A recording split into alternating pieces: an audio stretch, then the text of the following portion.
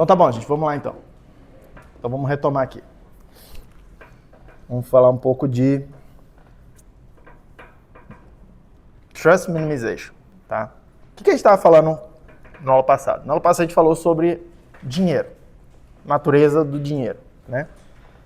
E a gente viu esse cenário aqui, que é um cenário bem simplesinho, mas para mim assim, é o que eu falei para vocês. Todos nós aqui somos Alice, Bob e o David, o tempo todo, quase todos os dias, tá? No caso da Alice, ela está emitindo uma dívida para comprar alguma coisa. No caso do Bob, ele está recebendo a dívida de alguém e está trocando isso por alguma coisa física, né? Alguma coisa real ali, no caso, comida. E depois ele está usando essa dívida de alguém para trocar por outra coisa que interessa para ele. Ele está usando aquela dívida de alguém ali, no caso ali da Alice, como um bem intermediário que funciona simplesmente como meio de troca para o Bob. Para o Bob, a promessa que a Alice tinha feito lá de dar aula em troca de devolver o contrato que ela assinou ali, tá? Para o Bob, aquilo não tem absolutamente nenhum valor. Ele não se interessa por aquilo. É até pior para a vida dele ir lá e assistir aula. Já que ele não se interessa por aquilo, ele está perdendo tempo. Tá? E você perder tempo é um custo real, um custo de oportunidade, inclusive. Ele podia estar fazendo alguma outra coisa mais útil para a vida dele. Tá? Mas repare, o Bob está usando a dívida de alguém como um bem intermediário e o único valor que aquela coisa ali tem para o Bob é a expectativa que ele tem de conseguir trocar aquilo por outra coisa. E no fim das contas ali, o David, ele está sendo pago com a dívida de alguém. Ele está entregando pão e está sendo pago com essa dívida de alguém. Tudo bem? E o dinheiro que a gente usa hoje, ele é muito parecido com esse dinheiro que eu estou mostrando para vocês, com esse bem intermediário que eu estou mostrando para vocês. Tá? O dinheiro é um bem intermediário, ele basicamente só serve para a gente trocar.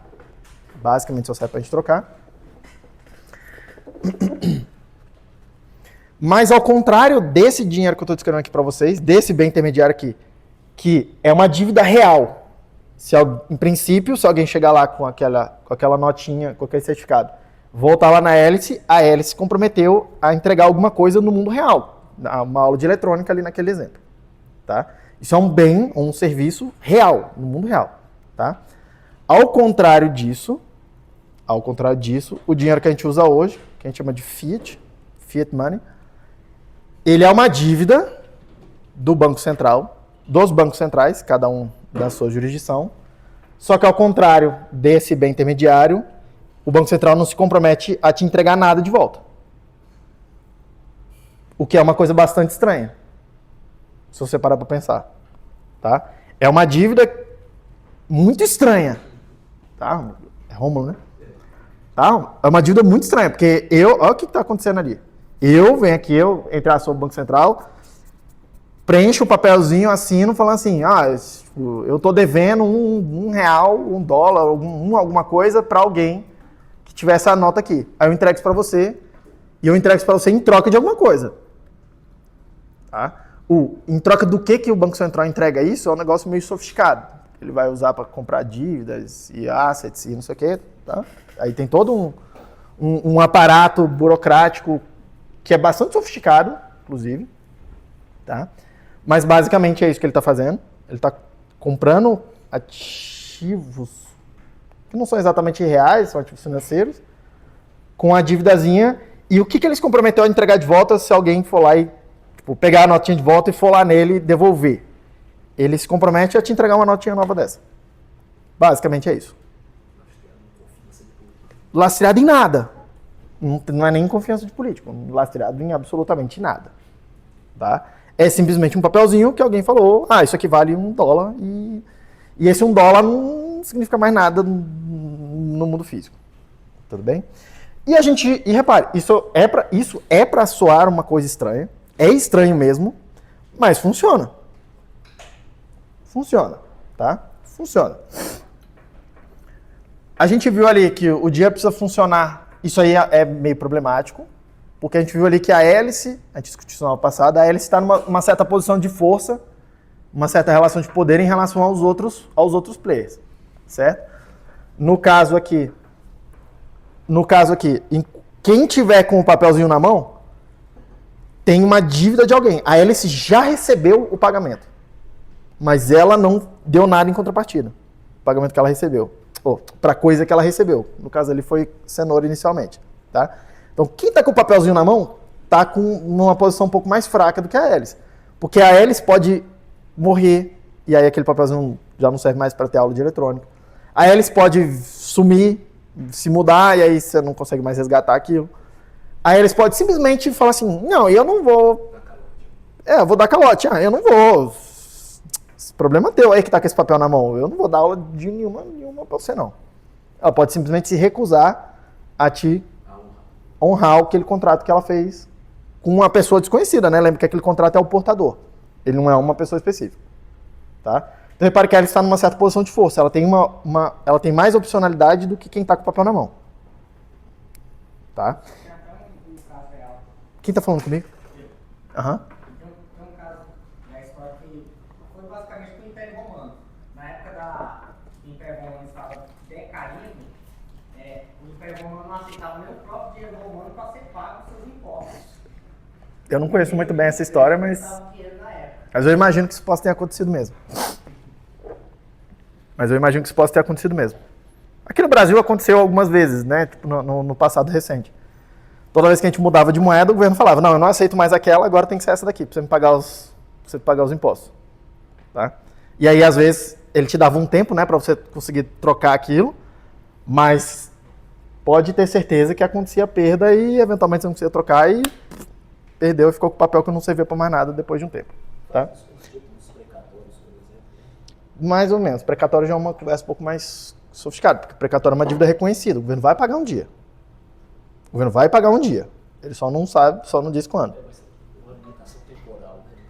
Tem uma limitação temporal, afinal, ele tem uma limitação orçamentária para honrar aquilo, mas ele vai pagar aquilo algum dia. Aí tem todo um monte de critérios, tem uma fila, né? Tem uma tonelada de critérios lá para organizar essa fila. Enfim. Mas não é que exatamente ele não vai honrar, ele vai pagar, ele só não diz quando. É tipo assim, pago, não nego, como é que é? Devo, não nego, pago quando puder. Tá? Trust me, bro. Tudo bem? Algo que a gente viu na aula passada ainda é que é interessante, e ao longo da história os seres humanos fizeram isso, que é, em vez de usar uma dívida de alguém como o bem intermediário, usar alguma coisa neutra. Um bem físico, uma commodity. E a gente usou várias coisas como bens intermediários que se tornaram dinheiro ao longo da história. Tá? O caso mais famoso é do ouro e da prata, mas vários outros bens foram usados. Carne, sal, concha. Assim.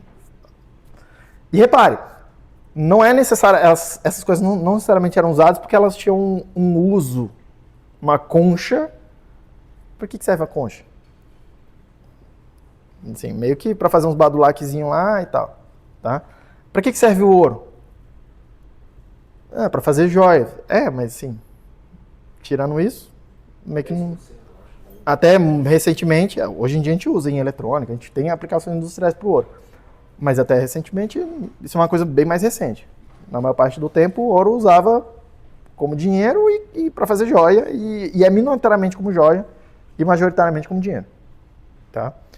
Por que usava ouro? E aí isso não era muito sistemático, assim, as pessoas, vou usar ouro porque o ouro tem essa propriedade ou aquela propriedade. Não foi assim. As pessoas foram usando, e aí algumas comunidades foram prosperando e outras se arruinando, e aí aquelas que todo mundo olhava aquelas que estavam prosperando e tentavam fazer a coisa parecida até que uma hora meio que estava todo mundo fazendo algo muito semelhante.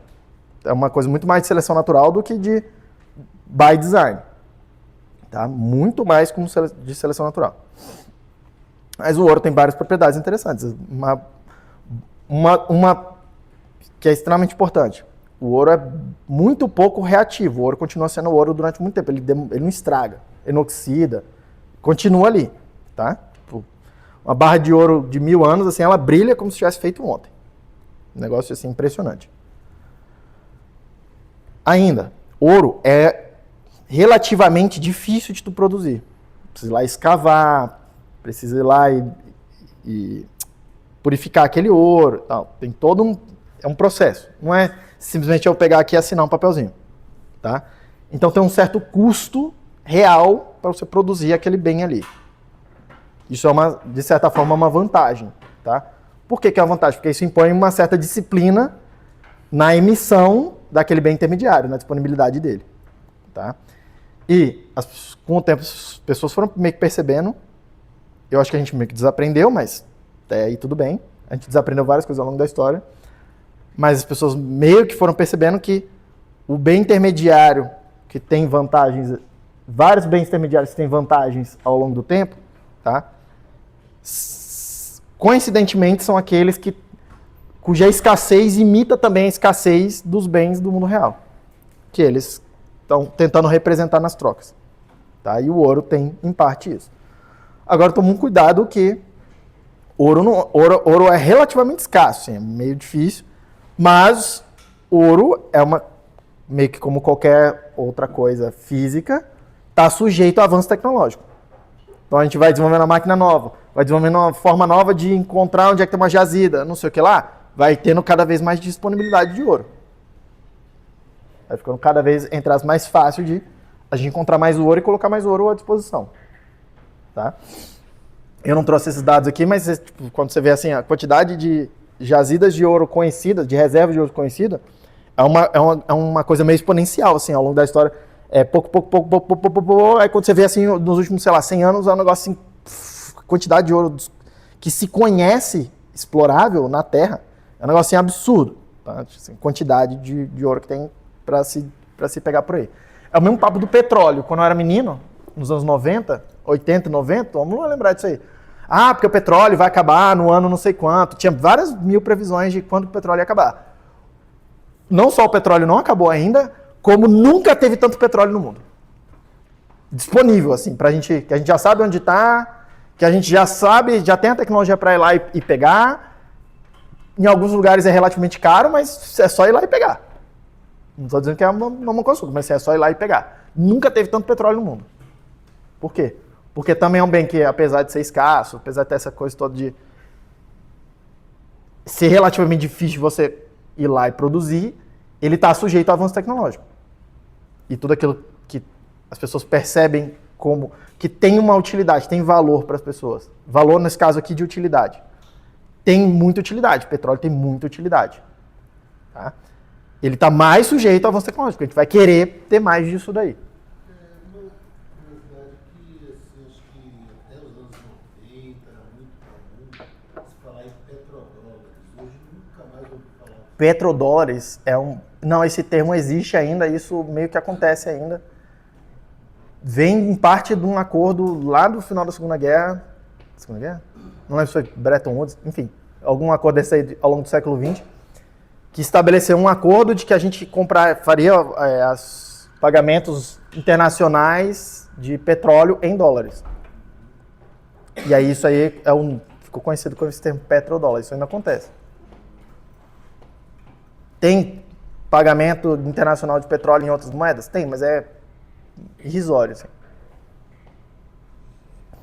Professor, pensar uma dúvida, tipo assim, a escassez também não pode ter lados negativos, tipo, em tempos de crise, sei lá, que uma parte que detém aquilo que é escasso mais do que a outra parte da população, ela pode acabar segurando isso. Isso é uma boa pergunta, mas e em parte isso é o que, tipo assim, a pergunta ali foi, mas se tiver uma escassez desse bem intermediário aqui, num tempo de crise, isso não pode dar problema? Basicamente isso, né? E esse é o argumento básico para uma simplificação imensa que eu vou falar aqui agora, tá? Mas, enfim. Esse é o fundamento do argumento keynesiano.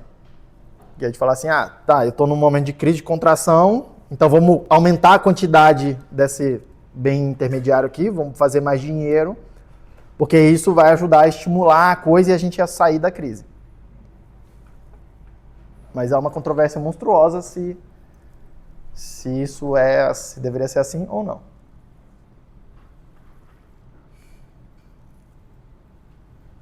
Porque no final das contas isso vai gerar inflação, e inflação é um problema de longo prazo. Então é melhor você engolir o... Aí vem aquela questão de tipo assim, tá bom, eu tenho uma crise. Tá, mas o que é a causa da crise? Se a causa da crise é a má alocação do recurso, por motivo, por qualquer motivo que seja, não estou questionando se é por político ou não político, que motivo que seja, as pessoas tomaram decisões e se mostraram decisões erradas ao longo do tempo.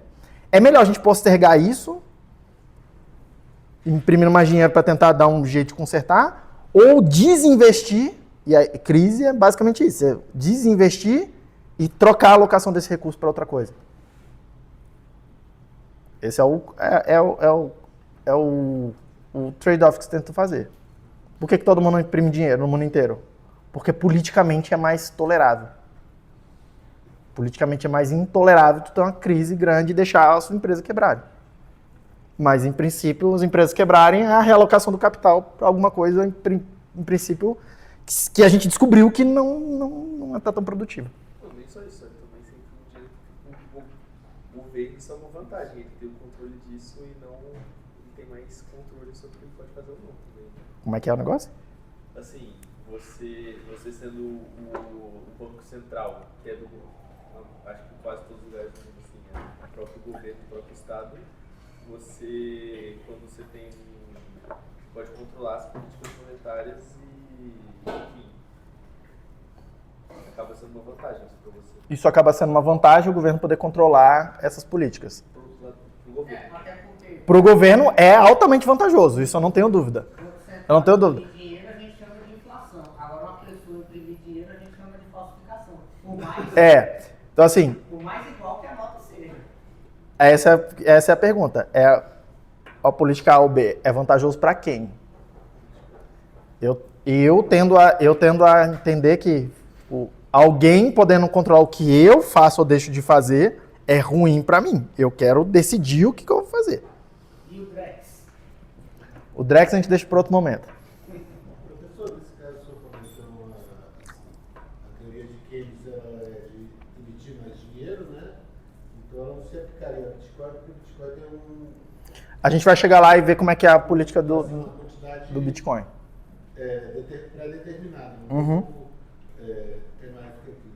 Não é que não tem como ter mais do que aquilo, a gente vai falar sobre isso, mas tem uma política monetária de emissão pré-estabelecida. Sim, mas quando assim, há uma supervalorização e aí um fracionamento em Satoshi, né, que chama? Aham. Maior, um fracionamento maior. Não seria quase a mesma coisa que emitir mais dinheiro? Não, eu te pergunto, se eu te der uma pizza, tá aqui a pizza, tem um certo tamanho. Você dividir ela em 10 fatias ou em 100 fatias, come mais gente? Mas, Se você dividir a mesma pizza em 100 fatias, come mais gente? não, mas quando você cria a supervalorização, você está criando 2 pizzas. Ou 50 pizzas. Não vejo como. Qual o poder de compra de uma pizza? O poder de compra de uma pizza é aquilo que as pessoas topam trocar por aquela pizza. Aquele mesmo valor, né? E se eu supervalorizo minha pizza, ela vai poder comprar mais de outras coisas. Mas não é você que supervaloriza a sua pizza, é o restante das outras pessoas que supervalorizam a sua pizza. Isso aí. Que dizem que agora a sua pizza vale mais ou menos. Consenso. É a fome. Não é você que diz o... Tem um engano monstruoso. Não é quem oferta que diz o preço, é quem compra que determina o preço. Sim, não, mas, assim, Porque se você não comprar, o preço daquela coisa não é aquele, porque o preço a gente descobre na troca. Aí imagina eu faço uma pizza e estou tentando vender por R$10. E eu não consigo encontrar ninguém para comprar minha pizza a R$10. Por exemplo, Quer dizer que aquela pizza não vale R$10. Eu que tenho a pizza, não sou eu que decido o preço daquilo. é igual tem prédios comerciais aqui na Zona Norte, mas eu estou há 10 anos que não aluga pra ninguém. Tem lá o preço, mas ninguém é. Entendeu? Pô-se. Não é o preço não é determinado pelo ofertante. O preço é determinado pela outra ponta. Quem tem o dinheiro. Obviamente que se o ofertante, como eu disse lá, tem o lado do empresário, o empresário é quem oferta. Tem a função empresarial. Se ninguém ofertar, também não tem nada para descobrir o preço. Óbvio que as duas pontas estão participando dessa coisa. Mas, em última instância, você faz uma oferta e quem está comprando é que decide se vai comprar ou não. porque o preço das coisas é dado na unidade monetária. Quem é que está com o dinheiro na mão? É quem está comprando, não é quem está vendendo. Mas vamos seguir aqui, porque senão eu não consigo terminar de falar o que eu quero, onde eu quero chegar. Tá? Vamos lá. Depois a gente viu a história do banco. Tá? Banco. A gente, cara, tem uma certa historinha de que o banco começou como custodiante de ouro, não sei o quê, mas há uma controvérsia enorme, tá? Sobre essa historinha também. Tem vários relatos em várias comunidades bem antigas de que antes mesmo de usarem um bem físico como um bem intermediário para trocar um dinheiro, já existia essa ideia de crédito. De toma aqui um pouco de carne aqui e quando você tiver trigo você me paga de volta. Isso é crédito. Tá? Existem vários relatos disso, principalmente em comunidades um pouco mais tribais, menores assim, uma certa forma de crédito. Tá? Uma certa forma de crédito. E aquilo meio que funcionar como dinheiro, porque eu posso falar assim, Rômulo, o fulano ali, como é que é teu nome, filho? É? Antônio. Lourenço e Antônio. O Antônio tá me devendo 10 sacos de trigo. Vai lá e cobra dele lá, que é o pagamento que eu tô fazendo com você. Repara que eu estou usando crédito como pagamento. Tipo, serve como dinheiro. Como meio de troca também. Pra gente fazer alguma troca aqui. Tá? E tem vários relatos que isso já acontecia. Isso, com o tempo, se institucionaliza e passa a ser em certa medida, um banco também. Tá? E aí, repare, o que esse banco meio primitivo está fazendo, e depois os bancos vão, como instituições mais formais, foram se estabelecendo, vão fazer. Eles mantêm uma ledger, né? Um livro que tem um balanço de quanto cada pessoa tem de fundos depositados naquele banco. O que quer que seja aquele fundo. O que quer que seja aquilo. Tá? Então quer dizer que eu posso ir ao banco, pegar uma notazinha de papel, no caso aqui, uma representação de alguma coisa, é um contratinho também igual aquele da Hélice, tá? Usar isso como pagamento lá para o Bob, e o Bob pode ir lá algum dia no banco e resgatar aquilo no bem intermediário. Isso se fez ao longo de vários séculos ao longo da história, tá? Com dinheiro, inclusive, com várias formas diferentes. Tá? Só que outra coisa extremamente comum, e as pessoas rapidamente percebem que elas podem ficar fazendo isso, é passar a dívida para frente. A notinha é uma dívida do banco. É passar essa nota e usar ela, que é uma dívida do banco, e usar ela como forma de pagamento. Passar para frente. E aí esse dinheiro, essa dívida, passa de mão várias e várias vezes antes do banco ver aquilo de volta, aquele resgate de volta. Tá? E isso aqui, é tão normal pra gente, essa abstração aqui, que ao longo do século XX, quando a gente simplesmente tirou deu o calote em todo o dinheiro que existia, que é falar simplesmente, se for lá no banco de volta, o banco não vai te devolver mais nada. Tinha prata, tinha ouro lá, o banco não vai te devolver mais nada. Tá? Quando a gente tirou isso, basicamente para as pessoas não fez muita diferença, porque elas já não faziam isso mesmo. Tá? Já era bastante inconveniente ir lá resgatar ouro. Então, é quase como se nada tivesse acontecido. Tá? Isso não foi do dia para a noite, foi um processo. Demorou mais ou menos uns 70, 80 anos ao longo do século XX. Tá? E em cada país, em cada jurisdição, teve mais ou menos a sua história, mas foi todo mundo mais ou menos ao mesmo tempo ao longo do século XX. Tá? Teve alguns lugares que foram mais demorados, acho que na Suíça foi o último lugar que teve Banco Central, uma coisa assim. Já foi, 1990, alguma coisa por aí. Não, que instituiu o Banco Central, e aí o dinheiro virou nesse formato aqui. Então, teve um grande processo, mas hoje a história do mundo é essa hoje. Eu não estou dizendo que os bancos não concentram mais ouro, tem um estoque de ouro enorme. Tem ouro nos cofres pra caramba. Você não pode ir lá com uma nota de R$100 e pegar ouro ou prata. Você não pode pegar. Você pode tentar, mas sim, eu acho que você vai dar ruim. Você pode ter. Há um século atrás, você podia pegar. Um pouco mais de um século. 150 anos atrás, você podia pegar uma uma nota de $100 e ir lá e pegar $100 em ouro equivalente. Ou, no caso de prata, né? Você pegaria ela 100 moedas de prata. Hoje em dia isso não existe mais. Mas a prata tá lá, o ouro tá lá, tem um monte de cofre com ouro na China, na Rússia, nos Estados Unidos, no Brasil, em tudo quanto é lugar, na Índia, tudo quanto é lugar. E aí, Estados Unidos e Europa hoje em dia tem cada vez mais em banco sem dinheiro também, sem a cédula mesmo. Sem a cédula, só digital. Algum lugar ainda no mundo ainda tem moeda lastreada?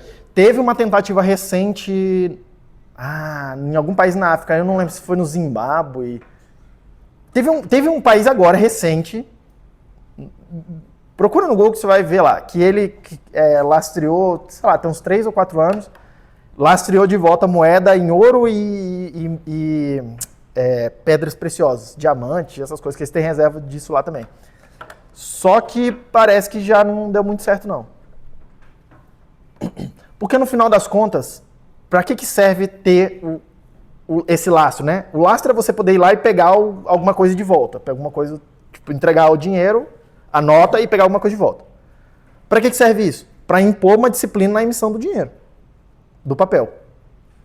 Não adianta nada você falar assim, não, pode vir aqui, eu te dou a prata. E você continuar indo lá e metendo papel.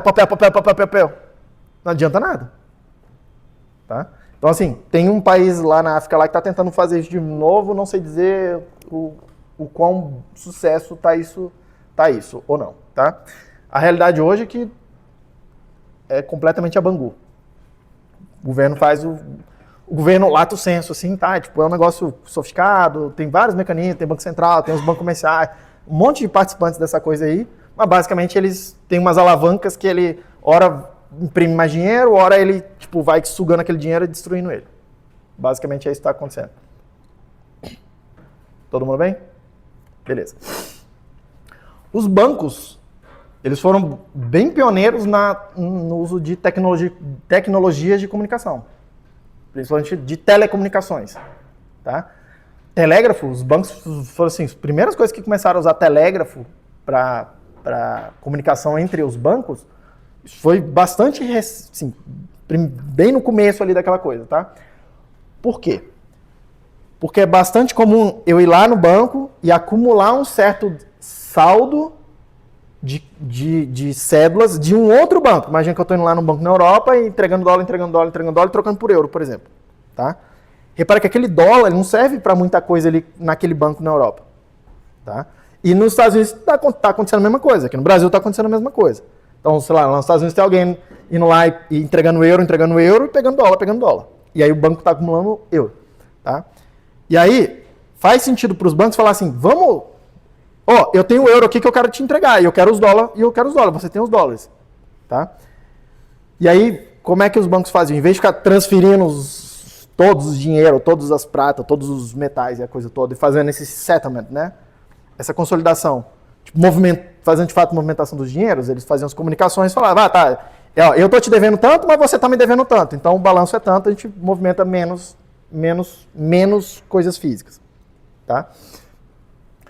Obviamente, isso aqui é altamente conveniente, o banco passa a oferecer isso pra gente também, tá? E tem várias vantagens do dinheiro ser eletrônico. Em vez de eu ter um papelzinho, como é que é o dinheiro, o pagamento eletrônico? Eu mando uma mensagem pro banco, eu sou a Elis, eu mando uma mensagem pro banco, falo pro banco, paga R$10 aí pro Bob. Paga R$10 pro Bob. O banco vai lá, ajusta, acho que eu tenho um slidezinho bonitinho fazendo isso. Tem um slidezinho bonitinho fazendo isso, porque eu não estou mostrando a animaçãozinha. Como é que funciona o pagamento eletrônico? O banco vai manter um livro com o saldo dos clientes.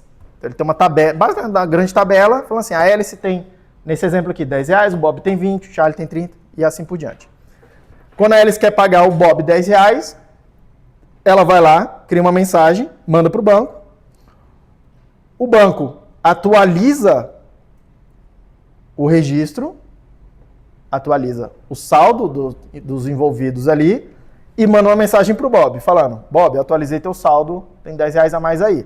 E aí o Bob pode ir lá e falar assim, beleza, recebi o pagamento, posso entregar o bem aqui. Tá? E é basicamente isso que acontece hoje. O que é o dinheiro? O dinheiro é o número que está escrito ali no registro do banco. é o que a gente está chamando de dinheiro na boa parte do tempo. Ah, tem o dinheiro de papel? Tem, mas a maioria de vocês aqui provavelmente já usa tudo eletrônico. Tá? Ah, e como é que é com cartão de crédito? Alguma coisa parecida, só que tem um crédito, então um descasamento entre a ordem de pagamento e a hora que é feito de fato o pagamento, a liquidação do pagamento. Mas em essência é a mesma coisa. Tá? O cartão de crédito, a operadora do cartão de crédito, ela te empresta o dinheiro durante algum tempo, aí acumula aquilo, e aí você paga um saldo depois ali na próxima fatura, no mês seguinte. Ela está te emprestando dinheiro. Mas é essencialmente o mesmo mecanismo. Essencialmente o mesmo mecanismo. Tá? O que é o dinheiro? O que a gente chama de dinheiro hoje? Numerozinhos num banco de dados eletrônico, num data center que está em algum lugar aí. Aí tem um banco amarelo, tem um banco laranja, tem um banco azul, tem um banco verde, tem um banco roxo, tem tudo quanto é cor, né? Tem um banco de tudo quanto é cor. Isso é o que a gente está chamando de dinheiro hoje. Tá? Isso aqui é extremamente conveniente, na verdade. E funciona relativamente bem, né? Tipo, na maioria das vezes, funciona relativamente bem. Tá? Funciona relativamente bem.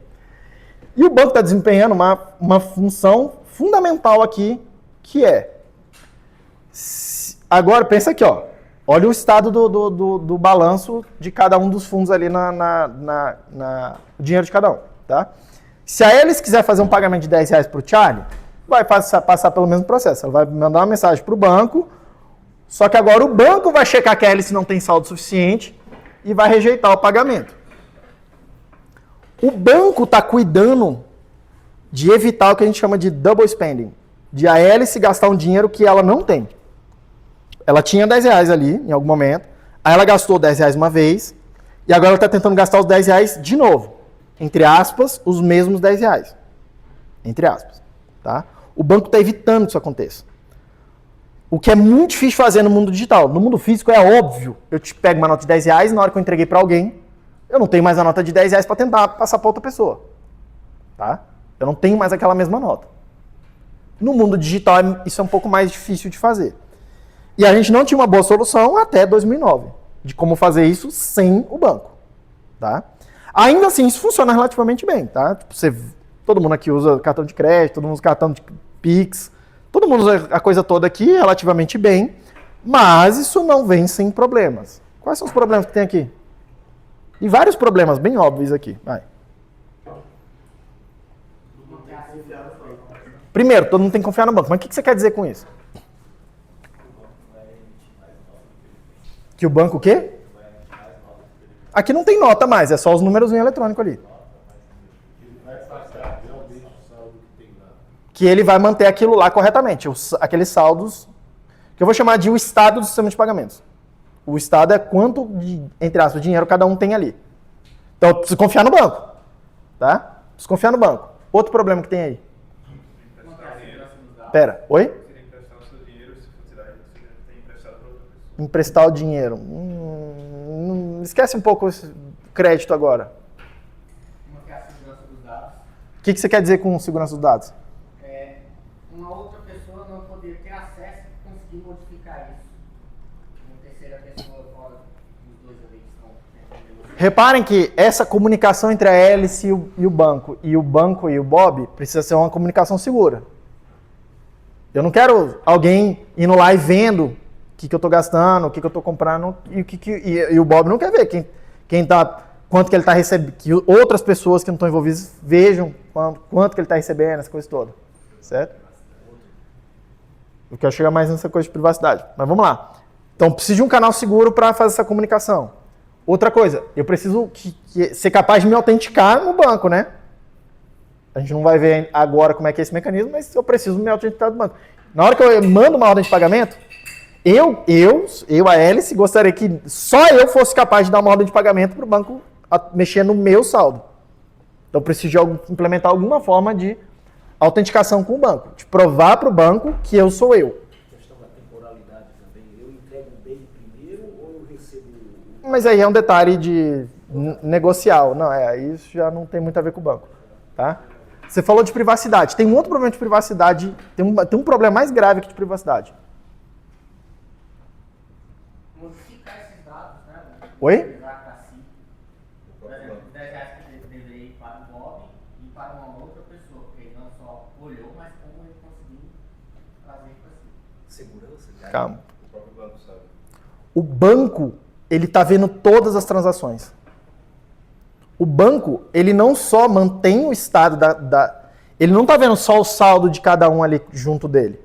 Ele está vendo quem pagou a quem. Repare que o banco está vendo muito mais do que, em princípio, precisaria. Você concorda comigo que, cara, do ponto de vista aqui da hélice do Bob, o banco, tipo, cara, não precisaria do banco ali.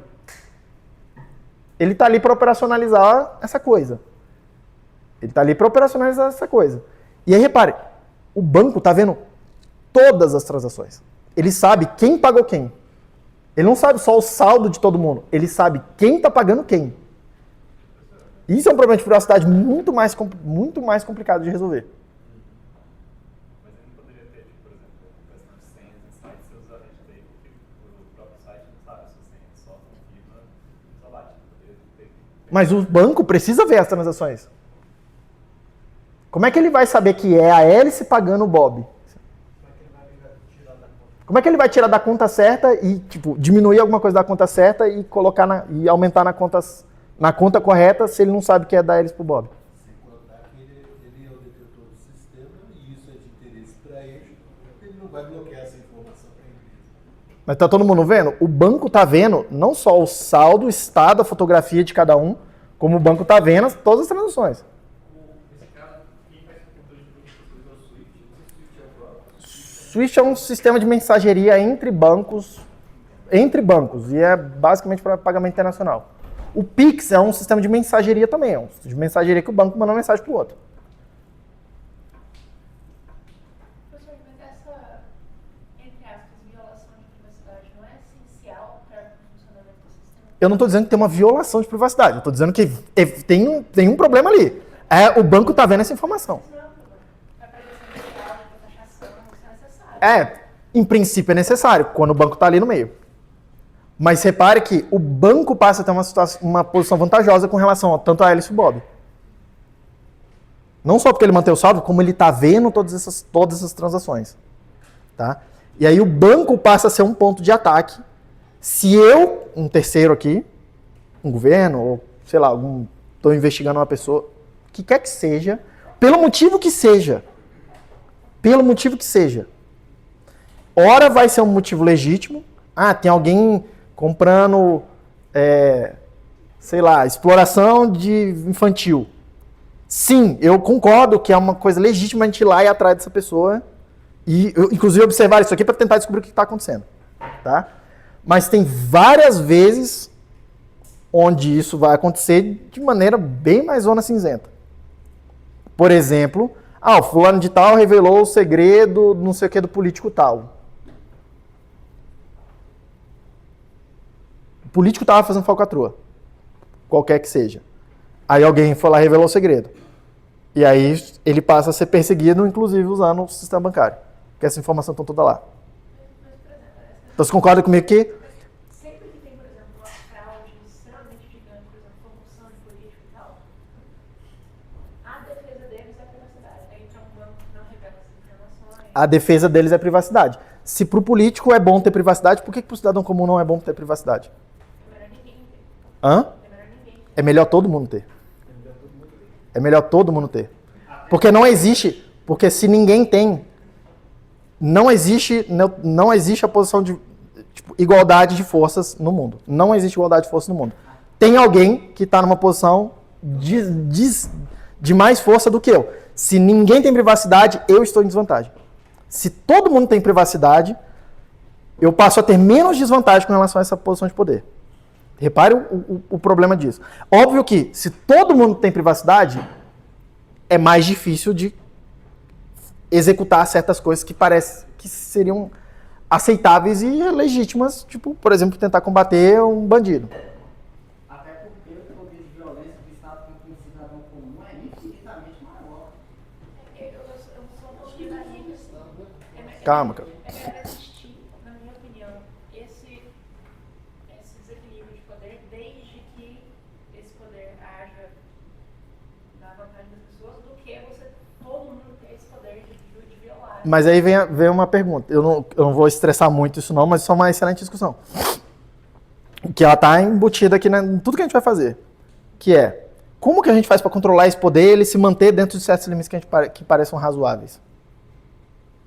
A gente não tem uma boa resposta para isso. E tudo que a gente fez ao longo da história, a gente falhou miseravelmente em manter esse poder controlado. Essa não é a história. Calma. Essa não é a história de hoje. Essa é a história da humanidade. Então, isso me leva a pensar que se nos últimos, sei lá, 10, 20, 50 mil anos a gente ainda não aprendeu a lidar com isso, não vai ser hoje que a gente vai resolver esse problema. Tá? Não vai ser hoje que a gente vai resolver esse problema. Então, talvez seja razoável a gente pensar em outras formas de proteção contra contra esse desequilíbrio de poder, que eu não estou dizendo que é certo ou que é errado. E eu não estou dizendo que ele deveria existir ou se ele não deveria existir. Eu acho que ele vai continuar existindo, é parte da nossa natureza. Ele nos dá até uma certa vantagem de a gente se organizar e se especializar no trabalho. Isso é uma forma de especialização do trabalho também. Né? Essa divisão do poder também. Divisão de quem vai tomar decisão, como que a gente vai tomar decisão. E, inclusive, em certos limites, impor uma certa decisão sobre outras pessoas. Tá? O problema vem que a gente não encontrou uma forma, ao longo da história, de conter isso dentro de certos limites razoáveis. A gente sempre abusou disso. Afinal, a gente não pode esquecer que somos todos pequenos tiranos. E essa frase não é minha. Você sabe muito bem de quem eu estou falando. Mas vamos seguir aqui. Tá? Repare, o banco está vendo todas as transações. Não só isso. Repare que como o banco participa de todas as transações nesse sistema aqui, o banco ele pode se negar a fazer essas transações. Por vários motivos. Pode ser que o banco desconfie que o Bob está fazendo tráfico de, sei lá, de drogas. E aí é bastante razoável. Ou pode ser simplesmente porque o Bob falou mal do banco e aí o banqueiro não gostou. Como eu estou dizendo, como é que a gente coloca isso dentro de limites razoáveis? Tá? Bem difícil. Enfim. Será que tem como a gente melhorar isso? Essa é a pergunta. Será que tem como a gente melhorar isso do ponto de vista da Alice e do Bob? De revelar menos informação, de tirar o poder do banco, de precisar confiar menos no banco, porque eu estou dando muito poder para o banco aqui. Eu preciso confiar que o banco vai andar na linha, que ele não vai sacanear e tal. Tá? Será que tem uma forma institucional, que é basicamente o que a gente faz hoje. Aí tem o judiciário, aí tem o Banco Central, que regula o banco, e não sei o que. Tem um monte de aparato. Tá? Ainda assim, quando a gente bota o fiscal para fiscalizar alguém, vem sempre perguntar, e quem fiscaliza esse fiscal? E quem fiscaliza o fiscal do fiscal e do fiscal do fiscal? Vai chegar algum momento que tem alguém que detém a coisa e não tem poder nenhum para fiscalizar ele, para conter ali. Tá? Quem controla o controlador. Em algum momento você vai chegar num controlador que não tem controle. E aí, basicamente, a gente está contando com a autocontenção. Tá? Enfim, tá? Enfim. Você sabe que eu sou desconfiado com o governo, né? Então, assim, tá? Mas, enfim, eu acho que tem que desconfiar mesmo. Outra forma de tentar fazer isso, de mitigar essa questão, é eu ter formas de não revelar tanta informação. Ou ter formas de conseguir operacionalizar esse mecanismo dos pagamentos sem o banco poder me ter tanto poder de falar assim, não para isso, não para aquilo, ou sim para isso, ou sim para aquilo, ou o que quer que ele seja. Tá? Nos anos 80, um sujeito chamado David Shaw, um criptógrafo bem famoso, ele inventou um sistema que hoje a gente chama de eCash. Ele, inclusive, teve uma empresa, chamava eCash, tal, não sei o quê, e ele tentou implementar um sistema de pagamentos que tem várias garantias de privacidade. Vou mostrar aqui brevemente como é que funciona, porque ele inverte um pouco as coisas, tá? Ele falhou miseravelmente lá nos anos 80, 90, teve a empresa dele, tal, não sei o que, ele faliu. Em parte porque os bancos não quiseram não quiseram implementar o sistema. Em parte porque ele tomou várias decisões ruins empresariais, isso acontece também, mesmo quando você tem uma tecnologia interessante. Não é só a tecnologia que conta. Você precisa transformar isso num business e isso aí talvez seja até mais difícil do que a parte tecnológica. Tá? Mas esse tipo de protocolo que eu vou mostrar aqui para vocês hoje está tendo uma certa ressurgência, em grande medida, nesse mundo de criptomoedas em geral. Tá? Então tem protocolos, hoje tem 2 protocolos não exatamente bem famosos, mas estão sendo, eu não diria nem que estudados, mas eles estão sendo desenvolvidos fora da academia, assim, pelas pessoas, na selva aí, no mercado. Tá? Um deles chama Cashu, o outro chama FedMint. A gente vai falar um pouco mais deles um pouco mais para frente e eu vou fazer um monte de hand waving aqui, mas a gente vai ver na aula que vem um pouco da criptografia, como é que funciona esse negócio, tá? Um pouco das primitivas de como é que funciona, como é que implementaria. Mas qual que é a ideia? A ideia básica do eCash é, em vez do banco manter um registro do saldo de quanto cada um tem, ele vai manter um registro de números de série de notas que já foram usadas. Esse que é o registro que ele vai manter. Então, inicialmente, vamos pensar aqui que ele acabou de abrir o banco, tá lá, esse registro está vazio. Ninguém usou nenhuma nota. Tá? Como é que eu emito essas notas? Que eu vou chamar de tokens, tá? Tokens de cash. A hélice vai emitir, junto do banco, esses tokens. Então, o que a hélice faz? Ela escolhe um número de série, que eu vou chamar aqui de X. Então, ela sorteia um número, de preferência um número único, porque uma vez que ele for usado, o banco não vai pagar aquilo de volta mais. Então ele tem que ser único esse número de série. O que é uma certa complicação, mas na prática a gente consegue implementar isso. Então, vamos lá. A hélice gera um número único, tá? Em princípio um número aleatório, só ela conhece. E aí eu vou supor que existe uma certa função f de cegamento. Como faz isso a gente vê depois, tá? Como eu disse, vai parecer um pouco mágico. Mas é possível. Vamos lá. Vou simplesmente supor que existe a função f, que o resultado eu vou chamar de y grande. O y grande é o x, só que ele está por trás de um certo cegamento. Tá? A analogia que meio que todo mundo faz é como se a Alice pegasse o número de série, escrevesse num papel e colocasse dentro do envelope. E aí lacrasse o envelope e mandasse para o banco. Aí o banco vai receber esse envelope e ele não vai ser capaz de descegar isso. Ele não vai ser capaz de abrir esse envelope criptográfico. Tá? O que o banco vai fazer? Ele vai assinar por cima desse envelope. E aí, quando eu penso nessa analogia, essa analogia é bem imperfeita, tá? Mas ela vai funcionar aqui para o momento. Eu penso assim, o pessoal que é mais novinho não interage muito com isso, mas tem um papel carbono, que é uma folhinha que você bota em cima da outra assim, no meio de duas, e aí quando você escreve na primeira, ela meio que transfere o padrão para a coisa de baixo. Tá? Então é como se ela tivesse botado um papel desse aqui, dentro do envelope junto, do número de série dela, o banco vai lá e assina o envelope e devolve para eles. Ele vai lá, assina o envelope e devolve para eles. Tá? Repare que a hélice sabe desfazer a função de cegamento. Eu vou supor também que existe uma outra função que eu vou chamar de G, que dessega isso. Tá? Consegue desfazer o primeiro processo da hélice. Tá? E essa função ele tem uma propriedade especial que é as assinaturas válidas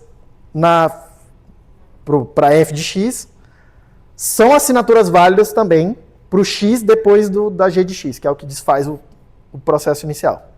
Tá?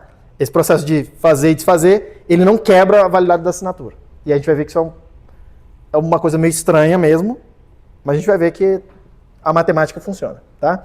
Mas enfim, a hélice consegue ir lá e descegar isso. E aí o que a hélice tem agora? Ela tem o número de série x, que é ela que escolheu. Repare que o banco nunca viu esse número de série. E a hélice tem uma assinatura válida para aquele número de série. Uma assinatura válida do banco. E esse par de informações eu vou chamar de token. Isso aí vai constituir um token. Na prática eu preciso de mais uns metadados, mas isso aí é o token. Essa é a parte básica da coisa. Tá? A hélice vai... Hã? Como é que ela sabe que é o número de série? Como é que ela sabe o quê? Como é que ela escolhe o número de série? Ela sorteia um número aleatório. Não, mas ela pode sortear um número e outra pessoa pode sortear o mesmo. E é verdade, ela pode sortear um número, outra pessoa pode sortear o mesmo número. É verdade, se a gente escolher um espaço de sorteio grande o suficiente, a probabilidade disso acontecer é tão baixa, que na prática é desprezível. Mas se Por uma improbabilidade estatística acontecer. Aí aconteceu, perdeu, alguém vai perder o token. Alguém vai perder um pouquinho de dinheiro ali. Ou com agente maligno, tá Um agente malicioso é o mais problemático, porque uma questão é, a probabilidade é muito baixa de acontecer. Tá, mas na prática acaba não acontecendo.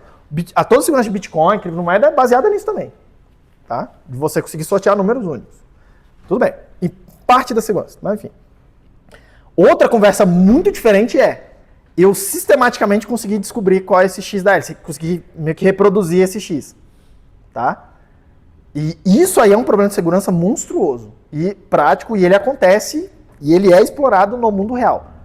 Só que ele não é um problema só desse tipo de sistema, ele é um problema de todos os sistemas todos os sistemas da internet hoje têm esse mesmo problema. Se o teu gerador de números aleatórios for meio problemático, alguém pode ser que consiga explorar isso. E esse é um ataque real, ele acontece hoje. Um gerador de baixa entropia. Isso é um problema. Tá? Mas aqui não é um curso de cripto e eu vou jogar como faz um bom gerador de números aleatórios. Aí para um curso de criptografia mesmo. Tá? Por enquanto só vamos supor que existe, porque na prática a gente sabe mais ou menos como fazer. Tá? Mas vamos lá. Repare que a hélice tem um número de série que ela produziu, o banco nunca viu. E ela tem uma assinatura do banco. Tá? Nesse processo eu estou supondo que ela foi lá e depositou alguma coisa em troca lá no banco. Depositou, sei lá, R$10 e pegou um token que vale, construiu esse token que vale R$10. Tá? Ela pode usar esse token para pagar o Bob por alguma coisa. E aí o Bob pode ir lá na Mint, no banco, entregar o token para pegar os R$10 de volta. E o que o banco vai fazer nisso? Ele vai checar. Aquela assinatura é minha? Aquela assinatura é válida? É minha e é válida? Nesse caso aqui eu vou supor que é. Se não for, ele vai rejeitar o pagamento. Simples assim. Supondo que seja válido, tá? Ele vai olhar aquele número de série e olhar. No meu banco de dados, eu já vi esse número de série? Se eu já vi, eu rejeito o pagamento, porque alguém tentando usar a mesma... É como se eu estivesse tentando usar a mesma nota 2 vezes. Se eu não vi, eu pago lá o Bob e anoto o número de série daquele token no meu banco de dados, e toda vez que eu ver aquilo de novo, eu não pago mais. No caso é o Y. O número de série é o X que ela gerou, antes do Y. Mas o banco não sabe o X. Todo mundo não. Só vai saber, Só a hélice. só vai saber o X na hora que o Bob for tentar pagar, receber. Isso. A hélice sabe o X, porque ela que produziu o X inicialmente. Quando ela pagou o Bob sabe o X também agora, porque ele recebeu o token. Tu concorda? Quem é que não viu? Ó, a hélice pagou o Bob. Quem é que não viu o dinheiro ainda? A nota. Quem é que não viu o X? O banco. Isso quer dizer que o banco não participa mais repare, o banco participa no issuing, né, na produção do dinheiro, ele participa no resgate. Ele continua sendo custodiante, tá? Eu estou indo lá e depositando uma coisa e pegando alguma coisa de volta no banco. Mas ele não participa mais do pagamento, ele não consegue recusar alguma coisa da hélice pro Bob, porque ele nem está vendo isso acontecer mais. É peer-to-peer agora aqui. É peer-to-peer. Eu posso estar, inclusive, offline na hora de fazer esse pagamento da hélice pro Bob. Eu posso fazer Bluetooth a parada, eu não preciso mais pela internet, eu não preciso estar online mais para fazer o token chegar no Bob.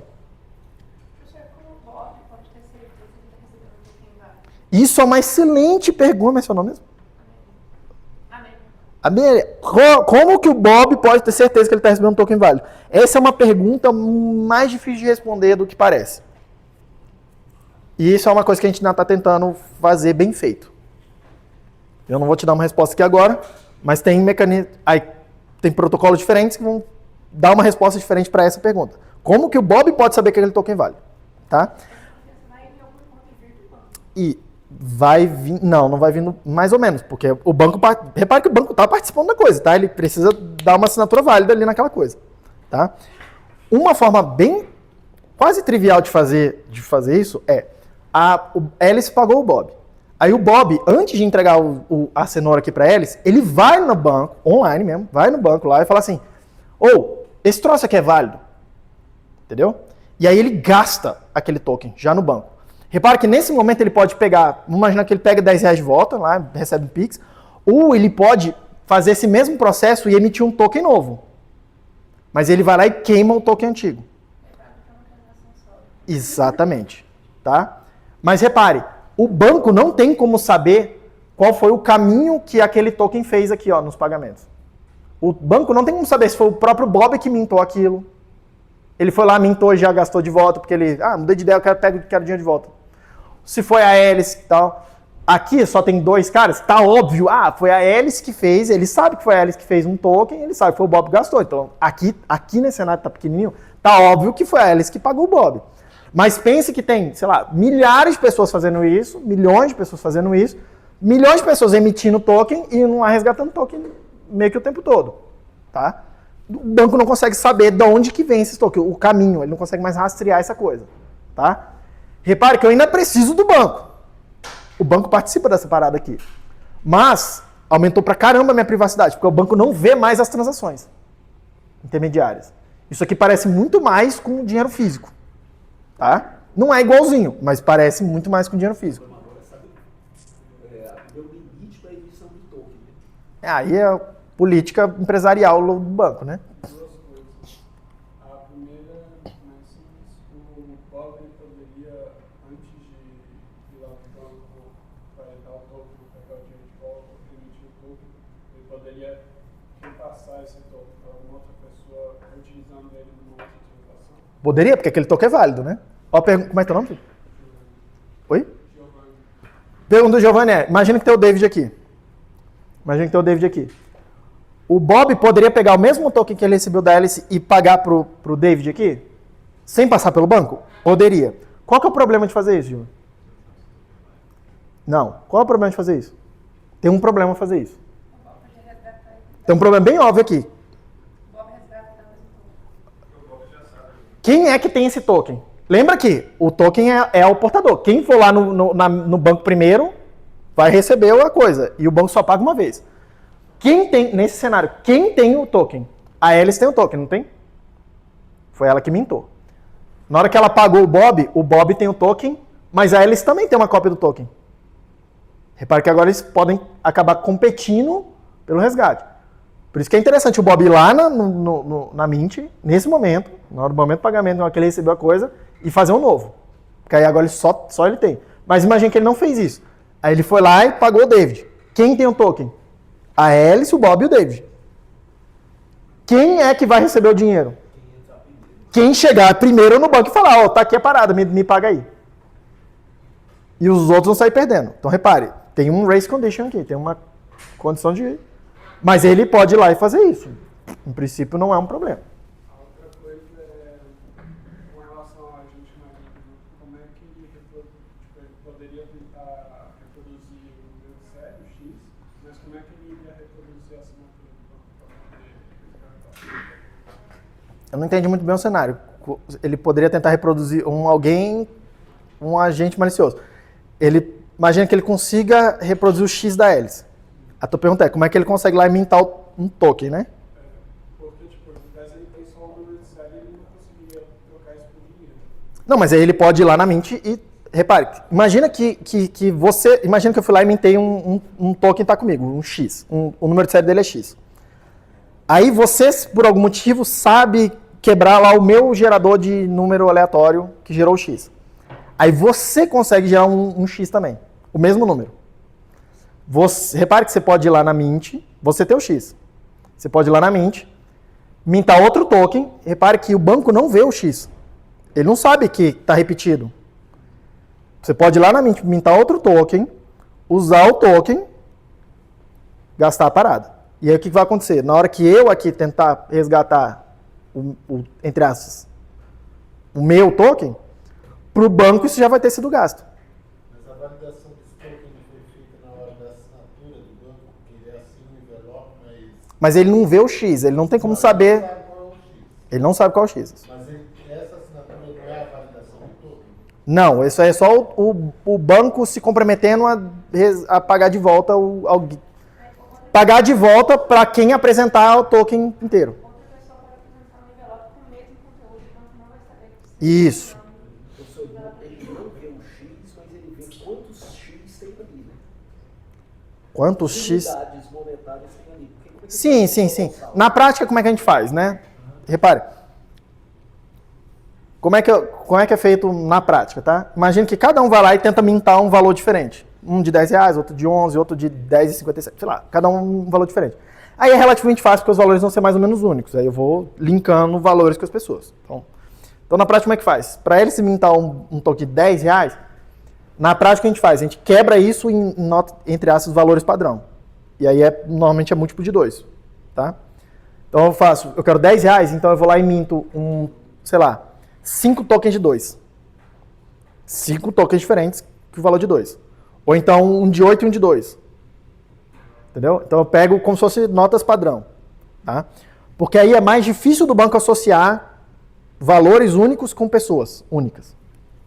Porque agora está todo mundo usando valores padrão. É uma boa prática também, talvez usar um token velho, porque senão a localidade do tempo ele já revela. A hélice mintou R$10. Tudo isso aí é problema de gerenciamento desses tokens. Isso vai acontecer depois no Bitcoin, gerenciamento das UTXOs, quando a gente tiver alguma noção de uma moeda, tipo uma coisa que eu preciso gastar, ou que eu posso gastar. Tudo isso precisa ser feito e gerenciado pelo software que a gente chama de wallet, a carteira.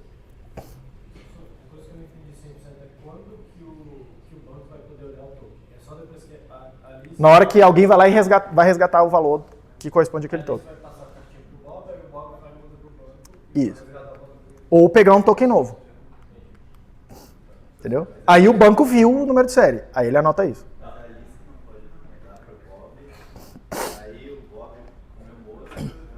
Pode. Ah, o Bob comeu mosca, demorou, ele estava offline e tal. Demorou. A Alice foi lá e pegou na frente dele, de volta. Perdeu o Bob.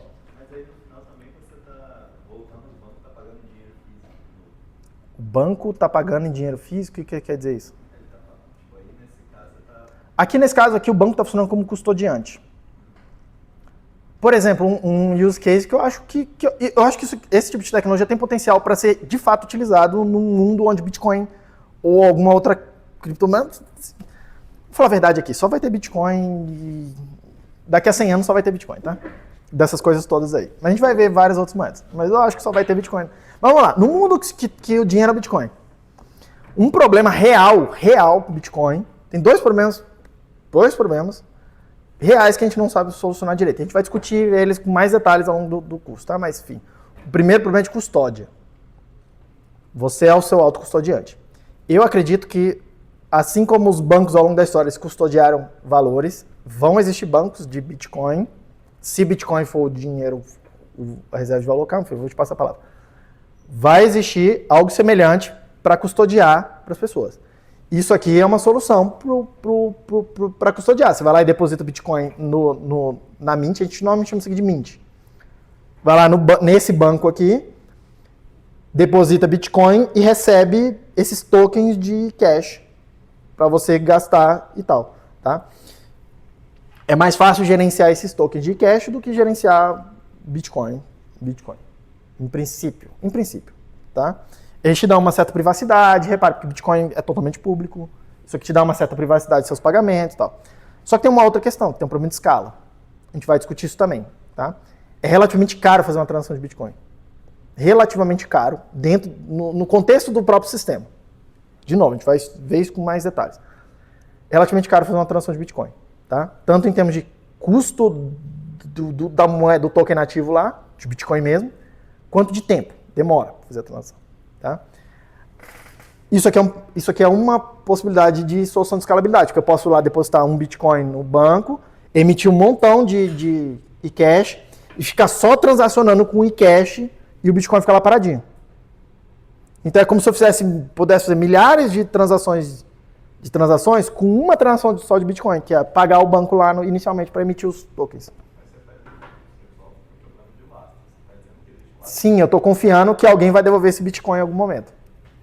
Mas aqui eu diminuí a capacidade do banco de censura, que é o seguinte, aqui o banco não consegue mais...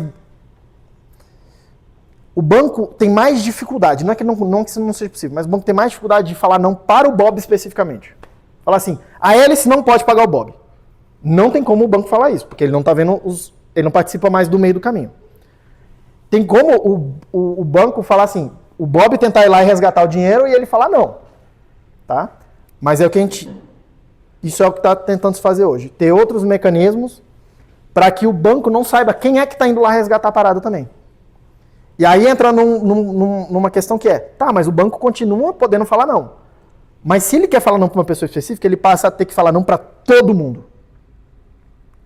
Entendeu? E isso também aconteceu ao longo da história. Mas se o banco falar não para alguém, acabou o banco. O negócio dele é de confiança. Assim como historicamente foi de confiança em todos os bancos. Tá? E aí você faz uma certa gestão de risco aqui, pô. Tu não mantém 100 mil reais andando na carteira no bolso, né? Em nota de real. Mesma coisa, você não vai manter todo o seu patrimônio nisso. Você vai pegar dinheiro de uso para certos pagamentos, até uma... Quanto de risco você topa assumir num sistema desse? Você tem menos capacidade da custódia, você abriu mão da custódia, você tem menos controle do dinheiro. Repare que você tem alguma privacidade, você tem algumas vantagens, mas você abriu mão da custódia. Isso aumentou o seu risco. O quanto eu topo colocar de valor nesse risco? E aí você vai fazer a sua gestão de risco. Rapidão, tem alguém lá atrás para passar a palavra primeiro. Tem que falar um pouquinho mais alto, filho. Você tinha falado sobre o Bitcoin e só ele varia de É o meu chute. Tá. Se os bancos começarem a comprar o dinheiro do Bitcoin, se os bancos centralizarem ele, eles vão voltar a controlar a emissão dele? A emissão não, a gente vai ver que não é bem assim que funciona, mas... A pergunta é, se os bancos começarem a comprar os Bitcoin tudo, entesourar os Bitcoin tudo, eles vão passar a controlar a coisa? Tem uma certa discussão sobre isso, se vai acontecer ou se não vai acontecer, mas eu acho que eu vou deixar para, ao longo do tempo, você vai entender um pouco melhor o sistema, a gente vai discutir vários aspectos dele, e aí depois a gente volta a essa pergunta um pouco mais embasada. Eu acho que isso é muito menos um problema do que parece, do que pode parecer inicialmente. Eu acho que esse sistema comparado ao sistema anterior meio que traz mais trabalho para o banco e aí eles não veem muita vantagem. Eu queria saber se tem alguma vantagem para o banco para tentar convencer eles a mudar do sistema atual para esse sistema. Eu não diria que tem mais trabalho para o banco, eu diria que o banco tem menos poder sobre os pagamentos. Mas só de ter que montar o sistema para resolver... Mas o sistema do banco hoje já é extremamente complexo. Entra no data, tipo, vai em qualquer banco pra você ver como é um mar de complexidade que esses sistemas lá dentro. O sistema bancário é um monstro. E não é open source. Não é aquela coisa, tem um sistema, um design de algoritmo. Então assim, É um monolito. É. Milhares e milhares de... o banco está abrindo mão de poder, ele tem menos controle sobre os pagamentos, isso é claro. E aí isso gera um certo incentivo para ele não querer fazer isso, tá? Agora repare também que essas pessoas respondem incentivos. Economia, lição 0 de economia. As pessoas respondem incentivos. As empresas são as pessoas. As pessoas respondem incentivos. Tem um incentivo negativo para o banco aqui, para ele não fazer. Tá? Só que imagina que começa a ter uma certa demanda, porque se o banco institucional não quer fazer, alguém eventualmente vai fazer. Como está fazendo, isso já acontece, isso já existe. E como eu disse, assim como o ouro virou dinheiro, não foi por design ou por decreto, mas foi porque as pessoas foram copiando aquelas comunidades que estavam prosperando em certos aspectos, elas perceberam que várias delas usavam ouro. Várias empresas aqui, eventualmente, se elas prosperarem implementando esse modelo de negócio, pode ter certeza que o banco vai querer implementar também, os bancos tradicionais. A gente está vendo esse experimento hoje, é tudo um grande experimento, a gente está vendo esse experimento hoje. Da empresa lá, o Michael Saylor, Strategy, comprando Bitcoin e falando, o meu business agora é empresa comercial. O meu business agora é entesourar Bitcoin. Eu sou uma empresa que guarda Bitcoin. Tem ações na bolsa e tudo. Tem uma empresa brasileira agora fazendo isso, chama Melius. Qual que é o business dela? A Melius tem um negócio gerador de caixa, empresa de tecnologia, emite cartão, sistema de pagamento também. Só que eles estão pivotando e falando, o meu negócio, o business agora, minha geração de valor agora é entesourar Bitcoin. Vai dar certo? Sei lá. A gente vai ver daqui a 10 anos, 20 anos, 30 anos. Daqui a 30 anos, pode ser que essa gente, pensa que essa coisa deu muito errado. Faliu esses caras aí, vida que segue, tchau. Segue. Eles desperdiçaram o dinheiro deles, o problema deles, velho. O capital é deles, paciência. Outro cenário, essa parada deu muito certo. O que vai acontecer? Vai ter mais empresa que vai olhar e falar, caraca, esses caras ficaram muito ricos fazendo isso, a gente devia fazer também. Foi o que aconteceu com terreno no Brasil nos anos 80. Nos anos 70, 80. Quem é que ficou muito rico no Brasil ao longo dos anos 70, 80, até os 90, mais ou menos, ali nos anos 2000 já meio que começou a acabar um pouco essa coisa, diminuir assim. Quem comprou terreno? Por quê? Porque o dinheiro não prestava, então você pegava dinheiro, comprava alguma coisa física, o terreno continua lá, sacou? Por que tem história de latifúndio no Brasil? Vocês ouviram muito essa parada e tal? Quando eu era menino era mais intenso, tipo, latifúndio, tinha essa história e tal, não sei o quê. Cara, isso é muito raro tu ver terra improdutiva no Brasil. Muito raro hoje. Mas tinha muito mesmo nos anos 80 e tal. Por que tinha? Porque o dinheiro não prestava, o dinheiro tinha muita inflação. O que as pessoas faziam? Quem podia? Pegava o dinheiro naquele momento, comprava e ia comprando terreno, só para segurar alguma coisa real. Sacou? E essas pessoas prosperaram. Por quê? Porque elas acharam um jeito de fugir do dinheiro que estava podre. Hoje em dia, o dinheiro é menos podre, o dinheiro que a gente usa hoje. Não estou dizendo que está bom ainda, mas tá bem melhor do que nos anos 80. Isso é inegável. Inegável, é decente, eu diria até hoje, aqui no Brasil. É decente. Decente. Tá? Tanto que é difícil a gente sentir necessidade de um outro dinheiro. A gente não usa dólar aí. Não estou falando para você usar Bitcoin, a gente não usa dólar aqui. Para a gente é uma coisa estranha usar dólar. Vai lá na Argentina, lá, tudo dólar. Usa dólar até hoje. Tá? Por quê? Porque o dinheiro estava podre. Entendeu?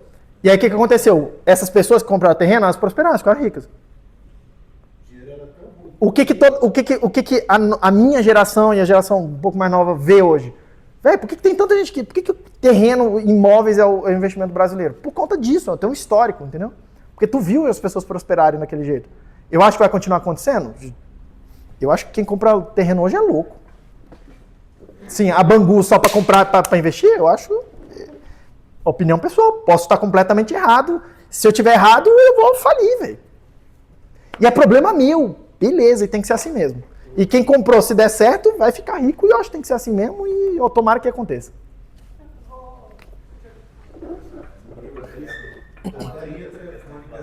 Calma. Tem. O terreno, ele muda de percepção de valor, sim. Imagina que eu compro terreno num lugar que... aconteceu recente. Teve enchente no Rio Grande do Sul lá, ano passado, né? Ano passado. Várias áreas que alagaram lá em Porto Alegre é bairro de rico. Não é... Alagou casa de pobre pra caramba, tá? Barraco e tal. Uma tonelada. Mas alagou também bairro de rico. Aí o que aconteceu? Um terreno que tinha uma casa maravilhosa, que o cara tentava vender por 10 milhões de reais, vai lá e tenta comprar hoje pra você ver.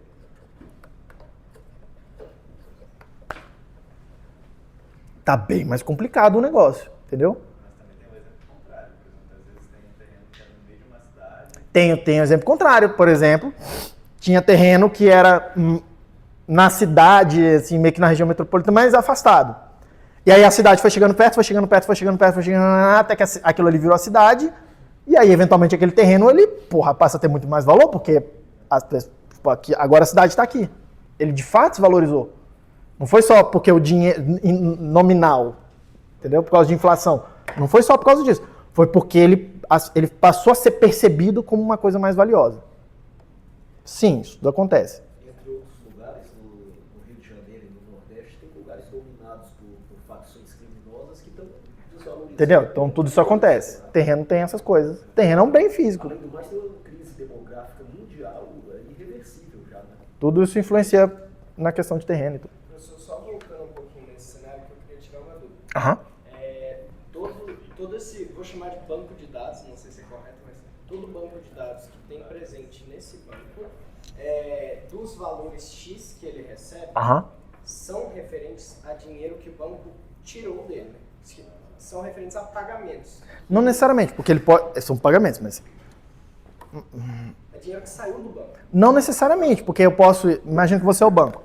Eu posso ir lá, pegar... Aí tem, sei lá, alguém depositou 10 reais equivalente de alguma coisa com você. E eu tenho um token de 10 reais. Eu posso ir lá em você, em vez de pegar o dinheiro de volta, eu posso pegar um token novo de 10 reais. O dinheiro continua com você. Eu só gastei a moeda aqui para poder invalidar o que a hélice tinha. que eles também têm. Entendeu? Então o gasto não é necessário. O gasto que eu digo assim, o Bob lá no banco não é necessariamente para ele ir lá e resgatar o asset lá, o underlying asset. Não é necessariamente para isso, mas isso é uma coisa importante. Mas é um movimento para invalidar algo que outra pessoa também poderia tentar fazer o claim, né? Então, Tentar resgatar. Alguém passou por aqui e alterou alguma coisa. Isso. Então repare, nossa, foi boa essa pergunta. Porque isso vai acontecer no Bitcoin também. A gente vai, às vezes, tomar ações, não só em Bitcoin, mas em outros criptos, tá? Às vezes a gente vai tomar uma ação no sistema, efetuar uma transação, não porque eu quero, de fato, fazer um pagamento de duas pessoas, mas porque eu quero invalidar que alguma outra coisa aconteça. Eu não tenho como apagar os dados. Pensa que não tem como apagar os dados. De nada. Então, se eu tenho capacidade de fazer uma coisa, e você também, e eu quero que você deixe de ter essa capacidade, eu preciso ativamente fazer alguma coisa nova. Eu não tenho como ir lá e pedir para você apagar a coisa. Eu preciso fazer uma ação que invalida a informação que você tem, de alguma forma. Mas uma vez que esse dado apareceu, ele é único e nunca mais vai aparecer. Se tentarem fazer ele aparecer, o banco nega. Isso. Entendeu? Todo mundo ok aí? Você sabe que tem uma dúvida ali a custódia, então, tá com o banco. Custódia, sim, tá com o banco. Opa, passei aqui sem querer. Custódia aqui tá com o banco. Alguém deposita para emitir tokens originalmente, eu preciso ir lá e depositar alguma coisa no banco. No que eu tô chamando de banco. Nesses sistemas aqui, o pessoal chama de mint. Mint é que vai emitir alguma coisa, né? Mint é a casa da moeda. Todo mundo ok? Vou fazer um intervalo agora e a gente volta meio de meia. Eu termino aqui. Eu quero falar de funções de hash ainda hoje também. Beleza, pessoal? Então a gente faz na segunda parte na segunda sessão. Até já.